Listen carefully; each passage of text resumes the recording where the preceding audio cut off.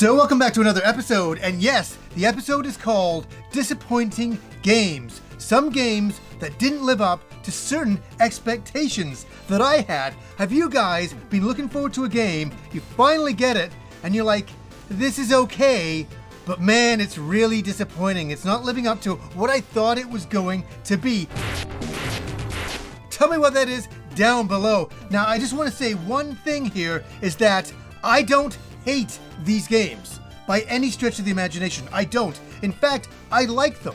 You're kidding, right? I do. I finished all of them, but they were disappointing, and I'm going to get into it right now. Okay, for this game, I need to kind of go back to the past, 25 years ago, when a certain game was released, and that game was Shenmue on the Dreamcast.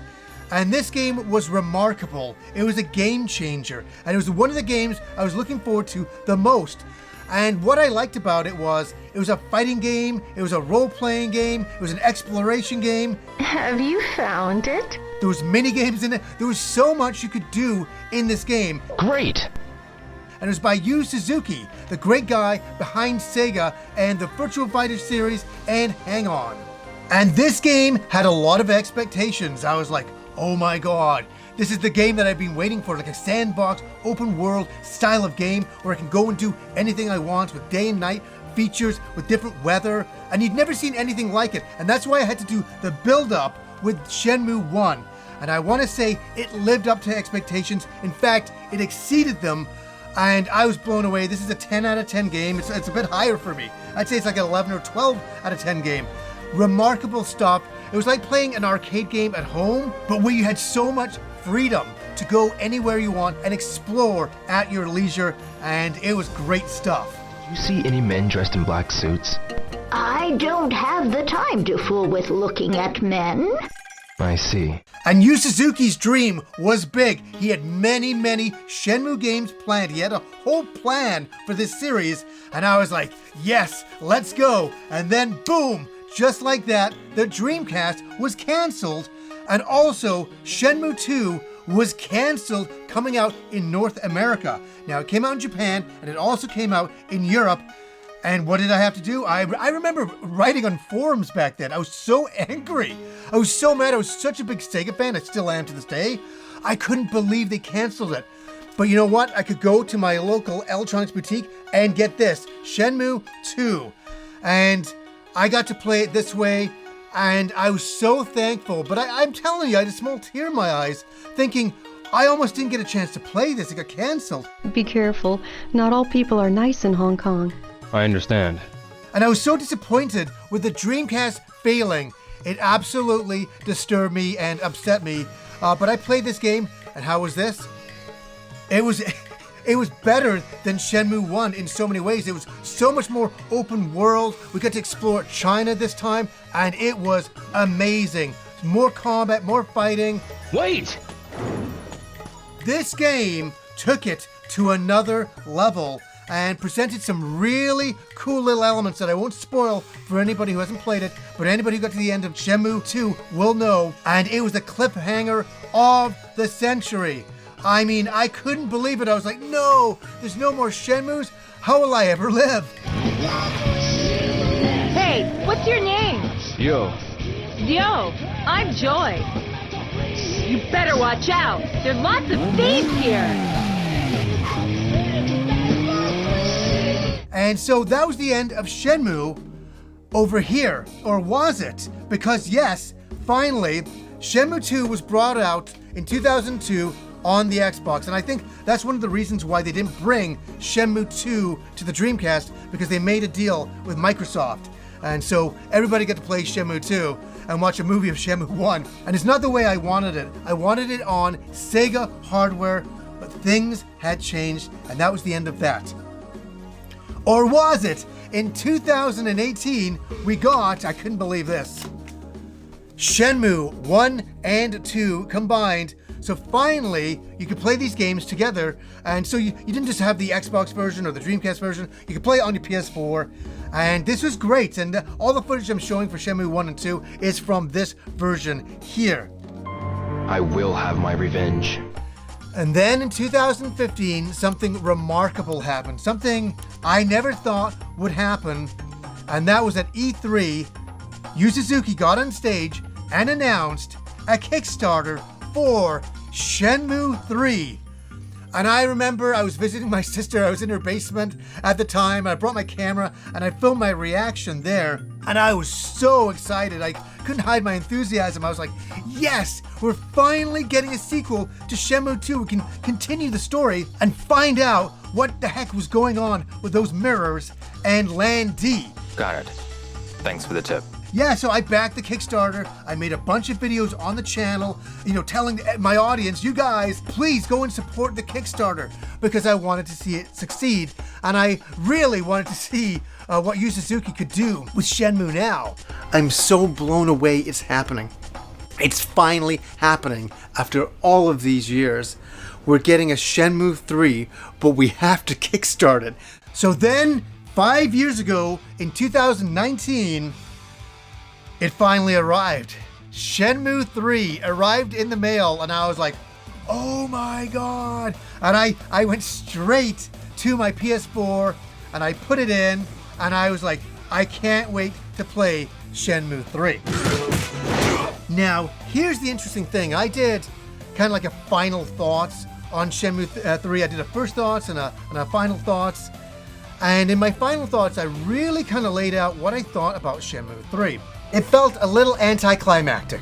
I'll just be honest. I'm gonna be honest. After 18 years, yes, some things happened we've been waiting for, and the storyline continues. So there's nothing, it's not that it's even, I didn't expect it to be resolved, but I expected just a little bit more. And what I find interesting is, I think a lot of people really didn't hear what I was saying in my final thoughts video. In reality, it was a very negative video. I wasn't angry or anything like that, but I was completely let down. And here's what I'm gonna get to. Shenmue 3 was a very disappointing game for me. And I know I'm with you guys, the Shenmue community. I love all you guys, for sure. And I'm happy the game came out. I was happy to support it, and I'm glad that I did. Looks like I can't get through here. But here's the thing, and it's not the game's fault. Yu Suzuki delivered. He delivered Shenmue 3. But he delivered Shenmue 3 that was kind of a lot like Shenmue 1 and 2. And how could that be a bad thing? Where it had been like 20 plus years. And when Shenmue 1 came out, it was a revolution. You'd never seen anything like it. And Shenmue 2 followed with that. But many, many years have passed. And 2019 was quite literally, honestly 20 years after the Japanese release of Shenmue 1, that it felt so samey. And that's such a weird thing to say. It did so much exactly like Shenmue 1 and 2 that I was like, okay, we're doing this again. Okay, cool. We're learning moves again. We're walking around, talking to people, exploring. I like that aspect quite a lot. But here's my problem. My biggest problem, why it was a disappointment. Shenmue 2's ending, the cliffhanger was so monumental. And I was like, oh my god, it was magical. And when I got into Shenmue 3, it was almost like they just kind of forgot about that and we just kind of moved on. And it's like, okay, we're in China, we're exploring, we're doing a lot of the same things, a lot of the same mini games. And I was very disappointed.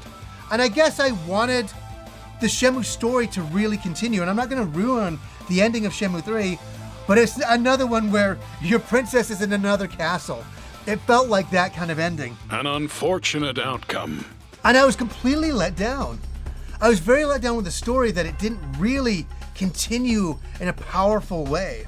It just felt more of the same, which is not bad, right? It's not bad, and that's why this is not bad. But it's just not unbelievable of what I wanted. And see, maybe my expectations were too high, or maybe Shenmue 3 was just doing Shenmue 1 and 2 again. But that's what we wanted. So it's a really fine line, and every time I think about Shenmue 3, I always feel that disappointment. I never felt it had that magic, or that the other two had. And I'd built on the magic of 2. And it was just like, okay, you like Shenmue? Here's more Shenmue. And I was like, okay, cool. I'm practicing my moves. I'm doing all my stuff. I'm finding scrolls. I'm doing all that kind of stuff. That's fine. But it just wasn't what I was hoping it to be. And is it a good, competent game? Yes. Did I have a good time? Yes. Was it disappointing? Yes. I can say that. And I know a lot of people out there felt the same, and a lot of people love the game. And if you love the game, that's great. In so many ways, I do like the game. And I don't hate it by any stretch of the imagination. It just wasn't revolutionary enough. And I can't fault Yu Suzuki, and especially with the budget he had. I think what he did was remarkable. But I was just wanting like a next generation Shenmue, maybe. And those days are over.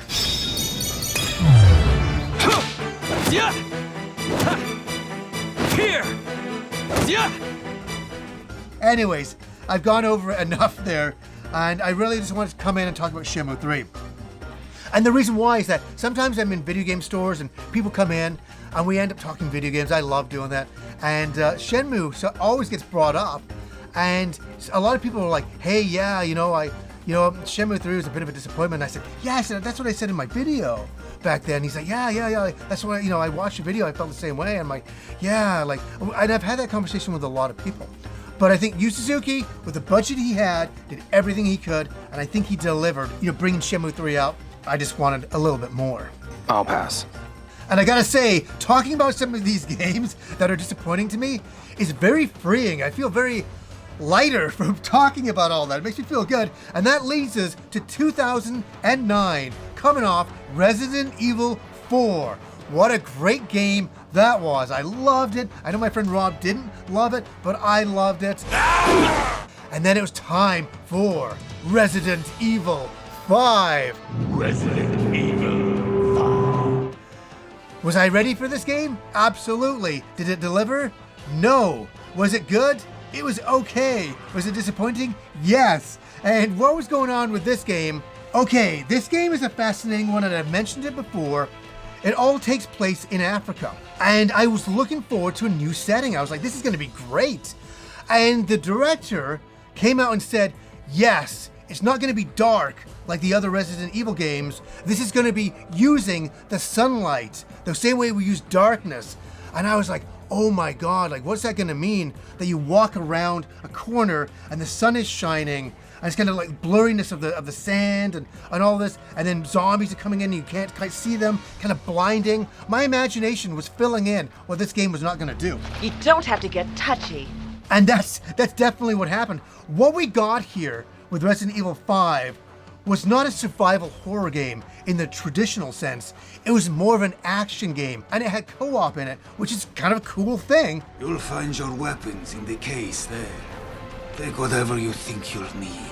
But I just found I was running and gunning. I wasn't really watching my ammo the same way. I wasn't really creeping around corners afraid. I wasn't afraid by this game at all. I was never scared. All I was scared about is that, oh my gosh, they've changed Resident Evil. Why is it just a big action game? And it felt like it was just being an action game for the sake of being an action game because of the time period. There was a lot of games that were just action games at that point. And I was like, oh, yeah, they're just trying to make it an action game. And they've gotten rid of the survival horror elements. And this was a huge disappointment. It's one of the lowest rated games for me as a Resident Evil fan besides 6. 5 and 6 were real stumbling blocks. 7 and 8, we got back on track. That is for sure. It's good. Dumb son bitch wasn't no good if it hit him. What did you guys think of Resident Evil 5? It's a bit of fun, right? I did enjoy the running and gunning, the action elements. That stuff was great. But overall, the game was a major disappointment for me, and especially with the light not being really a factor in the game at all. And it was just kind of a lot of words being spun around what this game was going to be, and overall, a massively disappointing game. I'm sure you'll do just fine. Now, for the next game, it's from 1991, and this one borders on a game that I hate. It really does. It's disappointing, leaning towards hate. And it's a funny one for me, and I had to go and buy it again because I returned it back in the day in 1991, and that is for Heavy Nova on the Sega Genesis. Now, what is the story with this? Oh, gosh. This is one of those ones you do that you did when you walked into a store, and this is before the internet, and there's a place called Save On Foods. It's up the road, is where I used to get all my video game magazines from, and they had a section where they rented out movies and sold video games. And this is one of the video games on the shelf, and I gotta say, the cover for it sold me. I was like, oh my god, like that's like a robot, you know? And I looked in the back, I'm like, this is a robot fighting game. And there's platforming elements. I'm like, this is amazing. And then it said this, 8 megabit memory. And that was a big deal back then to say that. I was like, oh my god, I can't wait. I didn't read any video game magazine stuff or anything about it that I can remember. I don't think I did. I bought it solely for the box and for the back. The promise of the back, the promise of what this was going to deliver. And I spent a big amount of money. It was like $70 back then in 1991. And I came back home, banged it into my Genesis and turned it on, and I saw the intro, and the intro was pretty good. I'm like, hey, this is okay. We're off to a good start. And I see some of the animation. I'm like, that's really smooth. I'm like, that's pretty cool. And I'm like, okay, let's start. Oh, let's begin. I had 2-player. You have to understand, I was really into fighting games back then. So anything at home and with robots, a fighting game, I'm like, oh, I'm in. And so I start playing the game, and it has little platforming levels where you're kind of walking and avoiding things or punching things.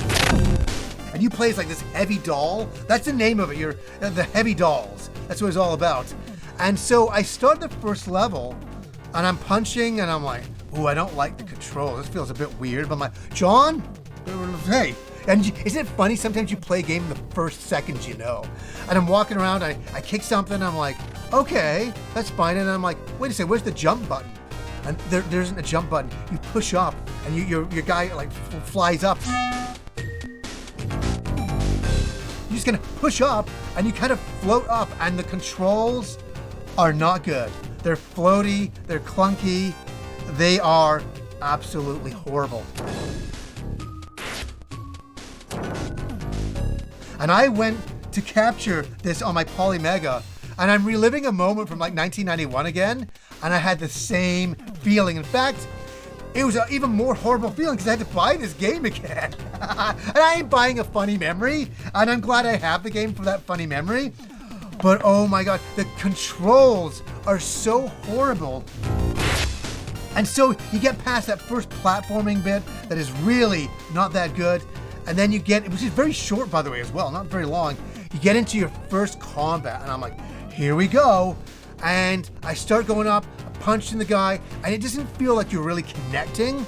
And then all of a sudden he just like moves over here, boom, knocks you out of the way, and you're like, okay. And then I'm like, what am I doing? Then I'm trying to fly up, and then you have a meter that goes down, I get knocked down, I can't even do any moves. I'm like, oh my god, this is horrible.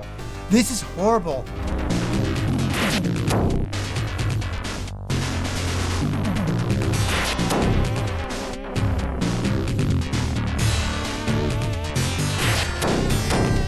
And I played it that night and got decimated. I mean, it's one of those games, it's not that you practice at and you're like, oh, I'm just not good at the game. No, the game is not good. And I don't want to get good at a game that's not good. And I took it back. And I got my money back, which was kind of wild to do. I went back with my parents, and they were like, no, this game's not very good. He does not like it. It's a rebel. And they're like, well, blah, blah. And then they took it back. And I was like, oh my god, I was so happy to get my money back, because Heavy Nova was having a heaviness on my mind because it was so horrible. It was weighting down on me. I couldn't believe how bad that game was. And it's funny in retrospect, some of the animation is good, and with a bit more polish, this could have been a really great game. But it just didn't have that polish, and it's one of those games. Do any of you guys remember Heavy Nova? I feel like I'm the only person to talk about this game. I've never seen any videos come in my timeline going, oh my god, I gotta talk about Heavy Nova. Maybe some of you played it and you're like, no, I gotta stay away from that. I never want to talk about it again.